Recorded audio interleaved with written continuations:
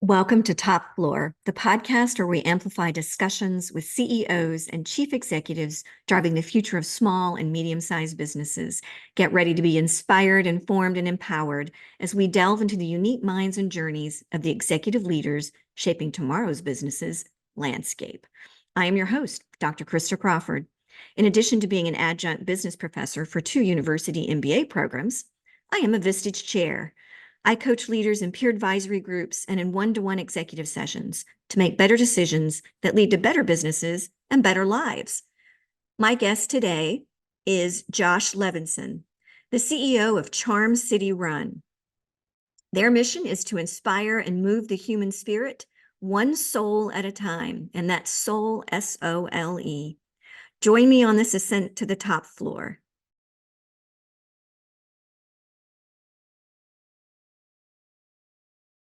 Josh, thank you so much for being with me today. Let's get started. I want to hear more about Charm City Run, you, and how this came about. I am always happy to talk about Charm City Run, and thank you for having me, Krista. This is about a 25-year journey.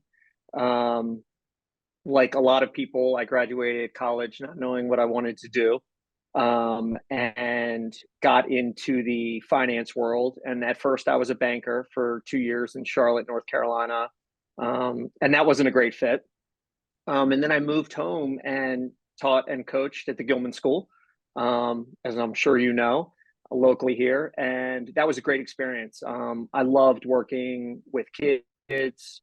I loved working with other faculty. I love being in the classroom. I love being on the athletic fields. And it was really an idyllic existence, but there was something sort of gnawing at me. And I thought I had one more thing to explore. So I went to business school at the University of Texas. And my girlfriend, now wife, came down to Austin with me. And we had an amazing 2 years, and Austin was, just a wonderful place. A lot smaller than it is now, a little bit more undiscovered. But there was this feeling of opportunity in the air, that, sort of, I guess, to exercise an old cliche, sort of like the American dream. Like when you were there, people just kind of thought they could do anything. And weird and wacky ideas, as long as you were passionate about them, you could bring them to reality. And that was sort of the environment we were in. And after I graduated business school, the job number one was to stay in Austin. We loved being a young couple there. There was a lot of people moving there, so a lot of people reaching out to make friendships and make relationships, and we met a lot of young couples. And I did get a job at Dell Computer, which was great. It's hard to imagine, but back then that was one of the only opportunities to stay. You could work for them, or 3M or the government. So there weren't that many sort of larger employers there at the time. And the Dell experience was amazing. We were growing like a rocket ship. It seemed like everybody there was smarter than me. I'm sure a lot of people had that feeling. But it definitely made you sharp, and it made you prepare. And at the end of the day, I had an opportunity to go to a smaller company. It was a lead from a business school professor of mine, and I went there, and that was a terrible experience. And when I talk to young people now, or anybody looking for career advice, I mean, sometimes, the terrible experiences can get you on your path better than the successful experiences. It's hard to leave something that's going well. And it's hard to leave something that's going average and you're paying your bills and you're kind of happy. But it's pretty easy to leave something where you're miserable, and I was miserable. And sure enough, we had along the journey, we had run together. It was sort of a basis of our relationship. And Austin's a great running town, not in the summer, but it's a great running town. We had fallen in love with our local running store, a store named Runtex. And we had done a marathon together, and the typical story, we had done everything wrong. I was wearing compression shorts and lacrosse shorts and all this heavy clothing, and I didn't know how to eat properly during the run. I didn't know how much I was supposed to drink. And sure enough, Karen and I both sort of crashed and burned in that marathon. And we fell in love with the local running store who answered all those questions. And I ended up training for a couple of marathons with them. And there was something that I couldn't shake at Runtex. It made me feel so good, and it made me feel so happy to sort of be there. And I think there was a couple of things going on. One is that whenever people come into a running store, they're looking to do something positive. Whether it's getting off the couch and starting to walk, or whether it's training for a race, they're pushing themselves into sort of a better habit, a better lifestyle. So they're pretty optimistic, and also pretty vulnerable, pretty willing to let people talk to them about the journey and what they want to accomplish. And the other thing was that I noticed quickly was there are people from all walks of life in here, and it kind of works. All different colors, all different socioeconomic backgrounds, but they had this one thing in common. So it was a pretty relaxed atmosphere. And the third thing I would say I noticed was the owners' kids were always in there, and they had all these young role models that were interacting with the kids while the kids were running around. And I thought, that's really cool. I mean, imagine your young kids interacting with college students, graduate students, young professionals who were energetic, loved to exercise, were advancing their careers, all these positive role models that weren't their parents. And I thought that was cool. And I'd sort of tucked that away. And then Karen and I were back on a trip back east visiting family, and we were running on the NCR trail just a couple miles north of here. And I was talking about the job, and I was talking about how much I loved Runtex. And she said, Baltimore needs a Runtex. You should do that here. And I laughed because I never viewed myself as an entrepreneur, and still don't really. But I couldn't shake the thought. And I at the end of the day, I thought, there's all these people doing all these neat and interesting things. Why not me? What skills do I lack that I can't do this? I went to business school. I worked in banking. I love to lead.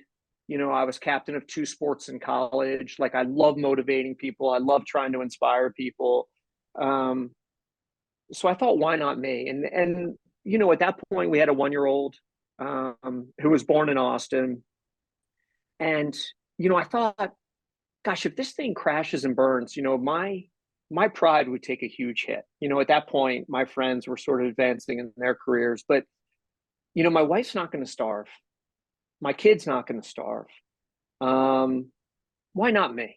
And so, that started a journey of going to work at Runtex for free, learning as much as I could, working in the big store, working in the smaller stores, taking notes, and eventually moving back to my hometown and, opening Charm City around in 2002. That is such a great journey. And I love the fact that you bring up the power of failure. Failure often points us in a different direction, or it teaches us what we need to do just to do better, stay in place, and I can do better. So I love that you brought up that power. If you could go back to your 18, now let's make it 14-year-old self. Let's make it tougher. What would you tell Josh at 14 that you think Josh would need to know? It's such a great question. I want my kids, or my 14-year-old self, to be passionate about something. What I wish for all young people is to find their passion in something that's positive. I don't, being passionate about social media doesn't count, but something they really feel passionate about that grabs them. Do whatever you can to find that. And work. The older I get, the more I value work. And I've used this phrase before often: get in the game, get in the game. So many college graduates, you know, don't take jobs because they're worried that may not be the career path that they want to be in. Or they don't take jobs because there's two things that they don't like to do that are encompassed in that job. Get in the game. It's unlikely that your job at 14 or 18 is going to be your job at 40. Every time you work, you learn something about yourself, you learn something about people, and you learn something about your interests. You know, I had never worked retail before I opened a retail establishment. But my wife, you know, she was a server.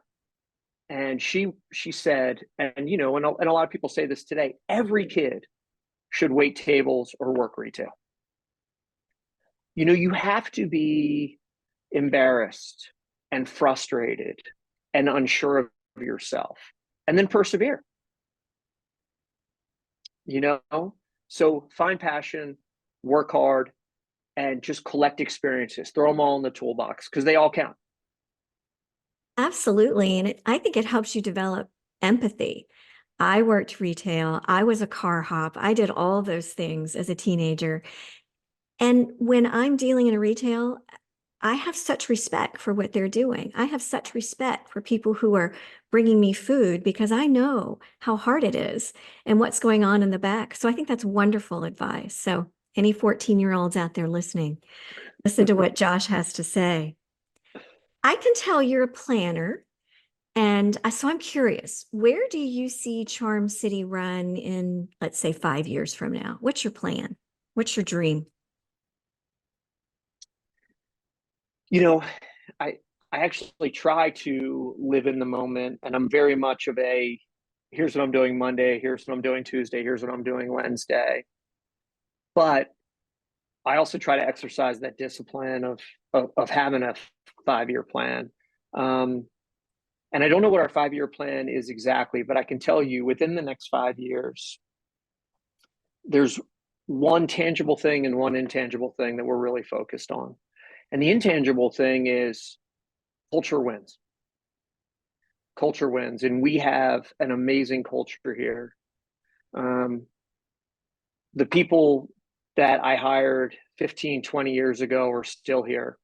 And they live and breathe this stuff. And they believe in the power of running, and they believe in the power of Charm City Run and everything we do for the community. But as you get bigger, you know, you get into employee manuals and things like that and structure, which is super important. But you can't lose your culture because of rules and the things that you have to do. You have to do those things to have a solid foundation, but you have to maintain your culture. And at the same time, as my CMO often tells us, how do we grow from a large family business into a large business that was founded by a family? And so those are the things we have to struggle with over the next 5 years. You know, we're getting to a point where I don't know everybody, and that hurts me, you know? But how do we make sure that all the leaders in the company have confidence and are equipped with all the tools that they need to push the culture forward and make sure that we can operate at a high level, even though we have 8 stores and an events company and a training business. And then the tangible is brick and mortar store reinvestment. We remodeled and moved the Annapolis store this year. We remodeled and moved the Timonium store this year. Those were 2 massive projects. They're already paying dividends. Our customers are so much happier. Our employees are so much happier. They have space to work. You know, it doesn't feel like they're working in a closet with shoes falling down on them anymore. We have to create spaces for the customer where they want to be there and not just purchase goods. You know, it started as a community. We support our community. We provide community. We need spaces that reflect that. You know, we can't have these tiny old run shops where people love what we do, but quite frankly are like, let me get in and out of here as quickly as I can because it's wild in here.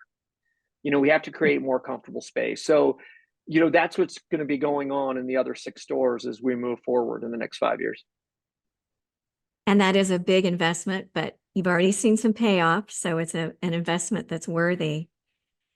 As an employer, so when you started this organization, you came with X level of experience, but now as an employer with quite a few employees, what's been your biggest learning in terms of leadership?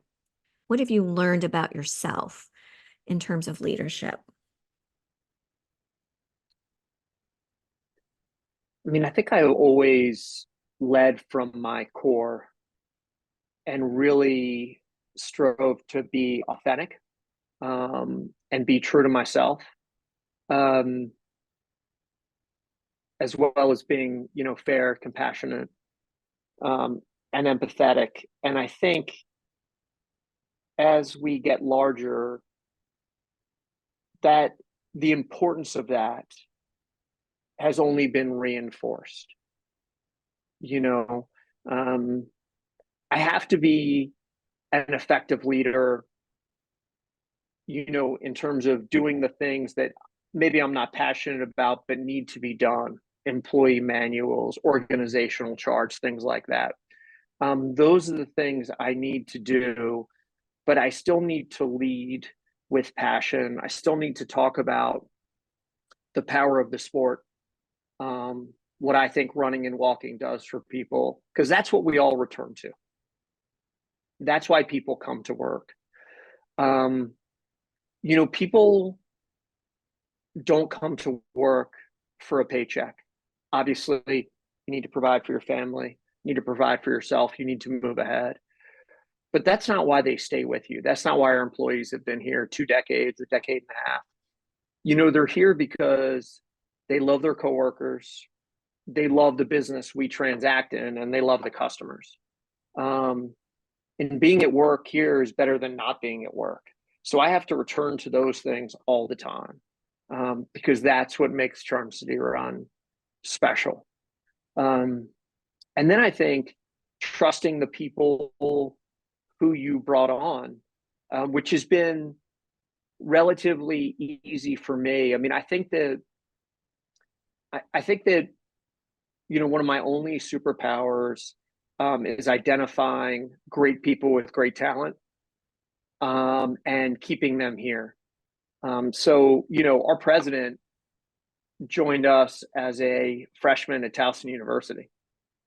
Our footwear buyer, the same. Our apparel buyer I've known since I was 14. So they have passion, they care about Charm City Run, they care about me, they care about each other. Change is good, and we've obviously brought on a lot more people too, but stability is good too. People that have been around, that believe in the mission, that aren't just moving from one job to another. Fantastic. You kind of touched on this some, but I want to circle back to, what do you think the biggest challenge is in terms of your industry? And I don't know, is this sports equipment? Is this, athletic apparel? I don't know what you call the industry you're in, but tell me what that is and tell me what the biggest challenge is. Yeah, so the industry is running and walking specialty. That's the name of the industry. There's about 1,000 brick and mortar doors across the country. It's a relatively small industry. It's probably 900 million to $1 billion in the US. And the challenge to the industry is that retail is dead, right? So nobody's going to walk into stores. Everybody wants to buy online. Price wins. Relationships don't matter. You can get shoes anywhere, right? That's the challenge. And the pundits got it all wrong, and we certainly learned that post-COVID. As humans, we thrive on interaction. We love to be around each other. And people want to shop retail. They don't want to shop bad retail. They want to shop specialty retail for sure. And we see that in a multitude of specialty retail, not just run and walk. So there's a couple of keys. One is that we need price parity. And the manufacturers have done a great job over the last 20 years doing that. So when a shoe comes out, it should be the same price everywhere. Krista, if you want to buy it online, by all means, you can buy a pair of shoes online. But if you want to come into Charm City Run, it should be the same price as it is online.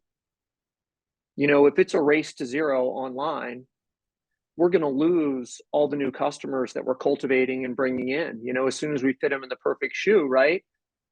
They can just go somewhere else, right? And get it for cheaper. So, we need manufacturers to be great partners, and they have been. And we need to put the best product out there. And we are so lucky that we have amazing employees. I mean, our employee is so overqualified. And it's because they have a passion for this place, and they have a passion for this sport, and they love what they do. And the good thing about jobs that aren't fulfilling is that if they're runners or walkers, hopefully they end up here. So we have benefited a great deal from unfulfilling industries or bad bosses or just bureaucratic entities that don't care about the person. And we've also benefited from poor customer service in a lot of big retail, right? So when we have that opportunity and you walk through our threshold, you better have an experience you're going to remember. It can't just be a transaction. It's got to be special. And we have to put that out there every day. And I mean, look, finding good people, our product is our people. You can find shoes anywhere, So those people have to feel supported. They have to be motivated, and they have to be the right people, and they have to be willing to work. You and I had not met prior to this. So in full disclosure, I had shared with you via email that I had actually bought shoes from your store. It just so happened to be that. And I can tell the listeners that I can buy shoes anywhere. I went into one of your stores. They fitted my foot.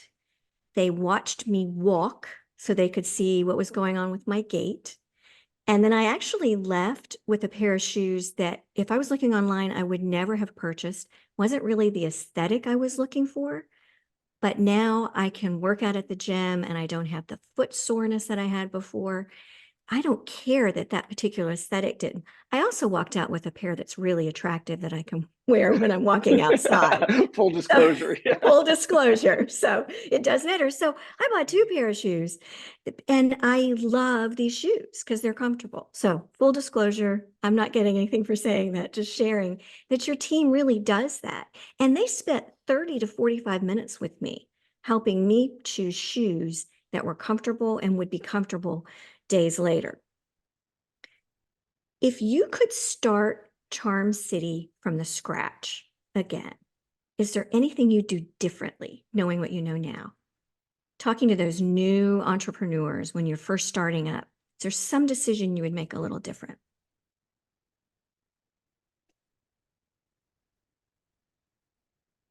I think that if I was starting up again, I would obviously raise more money. We had plenty of money, and my dad was a struggling entrepreneur for most of his life, and he was in the restaurant business, but he would say things to me that stuck, like, raise twice as much money as you need, because things come up and mistakes happen, and it's really hard to go back to investors a second time. If you go back to investors a second time, something didn't work. When you go to investors the first time, the number is the number. It doesn't matter if it's $1 million or 500,000 or 250,000. It's all reasonable if you can explain what it's going to be used for. So even though we had SBA financing and family and friends financing, I probably would have raised even more money, and I probably Our first location in Timonium was amazing to us, but it was kind of a C minus retail location. It used to be a bank. It wasn't at a stoplight. The signage wasn't very good. The layout was really poor. The ceilings were low, and we did an amazing business there. But now that we've moved and have beautiful fixtures and lighting and we used an architect for the first time, I think I would be a little bit less risk averse and I would have invested more into the brick and mortar locations. That's great advice. And it's difficult because you're scraping together whatever money you can when you're first starting, but holding off just a little longer so you have a little more cash to dig into. It's great advice for someone out there listening. I'm going to switch gears just a little bit. I like to ask this question. Is there anyone who is a writer in leadership or business, or maybe in the running and walking industry? Is there someone that you read, someone that when they write something new, you want to grab onto it, or someone that you follow?